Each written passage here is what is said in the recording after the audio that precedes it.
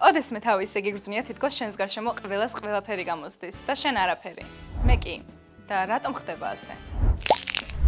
პასუხისთვის საკუთარ თავში ჩავიხედე და საინტერესო რაღაცებს მივაგენი. ეს არის თვითრეფლექსიის პირველი ეპიზოდი და გაჩვენებთ რა ხდება ჩვენს ტვინში.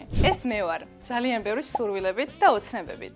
ყველაფერი ერთდროულად მინდა და თუ რომელიმეს ვერ ვიღებ, ნერვიულობ, მგონია რომ არაფერი გამომდის. ალბათ ჩემსავით შენც სულ გეჩქარება და გინდა რომ ყველაფერი იმ წამსვე მიიღო, მაგრამ სურვილების ასრულებას დრო სჭირდება. ეს კი ბამბუკია. უცნაურია, მაგრამ წარმატების მიღწევა ბამბუკის გაზრდას გავს.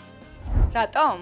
ამ მცენარეს ძალიან საინტერესო ზრდის ციკლი აქვს. 3-5 წლის განმავლობაში მიწის ზედაპირზე ბამბუკი საერთოდ არ ჩანს. მაგრამ მთელი ამ დროის განმავლობაში სინამდვილეში მისი ფესვები მიწის ქვეშ იზრდება და ძლიერდება. რამდენიმე კვირაში კი ბუმ და უცებ ბამბუკი 30 მეტრით იზრდება. ამიტომაც ამბობენ, რომ ბამბუკი მცენარეებს შორის ყველაზე სწრაფად იზრდება.